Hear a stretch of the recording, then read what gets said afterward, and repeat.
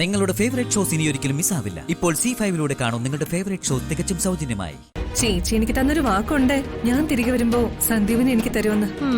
അതിനു വേണ്ടിയല്ലേ മോളെ ചേച്ചി കളിയെല്ലാം കളിച്ചത്. ഇന്നാണ് സന്ദീപ് നിന്റേത് മാത്രമാകുന്ന ദിവസം. എനിക്ക് വേഗം നമുക്ക് പോവാം. എനിക്കാണെങ്കിൽ സന്തോഷം കൊണ്ട് നിൽക്കാൻ വയ്യ. നീ വെപ്രാളം കാണിക്കാതെ സന്ദീപ് ഒന്ന് ഇങ്ങോട്ട് വന്നോട്ടെ. സന്ദീപ് ഇവിടേക്ക് വരുമോ? വരും. അതിനല്ലേ ഞാനിവിടെ വെയിറ്റ് ചെയ്യുന്നേ. വരേണ്ട സമയം കഴിഞ്ഞല്ലോ. ആ മണ്ടന്മാരിനെ അവിടെ എന്ത് ചെയ്യുന്നോ എന്തോ. എല്ലാം ശരിക്ക് പറഞ്ഞ് ഏൽപ്പിച്ചതാ. ഇനി എപ്പോഴത്തെയും പോലെ പണി പാളിയോ ചേച്ചി? ഈ സീക്വൻസ് എല്ലാം ഞാൻ വിചാരിച്ചതുപോലെ തന്നെ നടന്നിട്ടുണ്ട്. അർച്ചനയ്ക്ക് ജയിക്കാൻ ഒരു പഴുതുപോലും ഞാൻ കൊടുത്തിട്ടില്ല.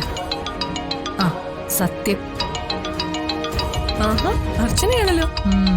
വിവാഹ നിശ്ചയം കഴിഞ്ഞെന്നും പരാജയം സമ്മതിക്കാനും വിളിക്കുന്നതായിരിക്കും. കൂടെ ഒരു മാപ്പും. ഇപ്പൊ അവക്ക് മനസ്സിലായി കാണും ഈ അവന്തിക ആരാണെന്ന്. എടുത്ത് ലൗഡ് സ്പീക്കറിലിട് ചേച്ചി. അവള് തോൽവി സമ്മതിക്കുന്നത് മാപ്പ് പറയുന്നത് ഞാനും കൂടി കേക്കട്ടെ.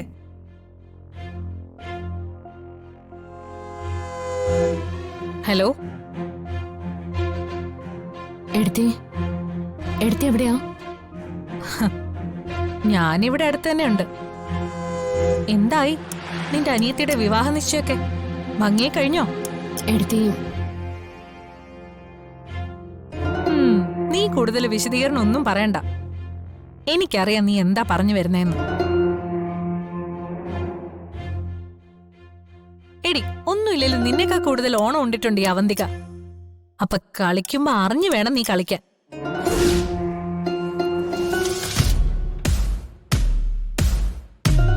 എനിക്കറിയാം തോറ്റ് മനസ്സ് തകർന്ന് മാപ്പിരക്കാനാണ് നീ വിളിച്ചതെന്ന്.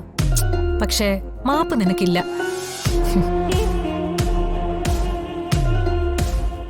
എടത്തി, നിന്റെ ബോധം പോകുന്ന മറ്റൊരു കാര്യം കൂടി പറയാം. 1 മണിക്കൂറിനകം സന്ദീപ് അനഘ വിവാഹം നടക്കും.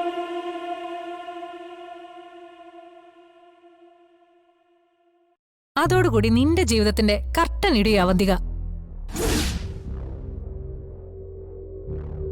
സേതുമാധവന്റെ മൂത്ത മരുമകളുടെയും ഇളയ മരുമകളുടെയും ഇടയിൽ കിടന്ന് ശ്വാസം മുട്ടി മരിക്കാനാ സേതുമാധവന്റെ പ്രിയപ്പെട്ട മരുമോളുടെ വിധി. അതിന് അനഘ ഇവിടെ ഇല്ലല്ലോ. ആര് പറഞ്ഞു ഞാൻ ഇവിടെ ഇല്ലെന്ന്?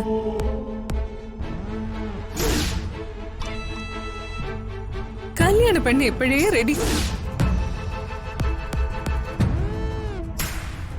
ഇപ്പൊ നിനക്ക് മനസ്സിലായില്ലേ? 1 മുഴം മുന്നേ നീട്ടി അറിയുന്നവളാണ് അവന്തിക എന്ന്.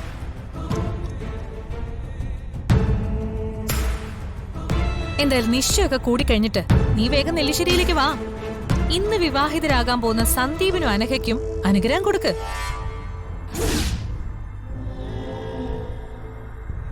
ഇനി കൂടുതലൊന്നും പറയുന്നില്ല. ഇനി അങ്ങോട്ട് നീ അനുഭവിക്കാൻ പോവല്ലേ.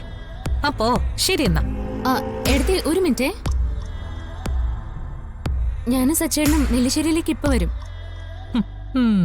ഇനി ഇവിടെ നിന്നിട്ടും വലിയ കാര്യമൊന്നും ഇല്ലല്ലോ.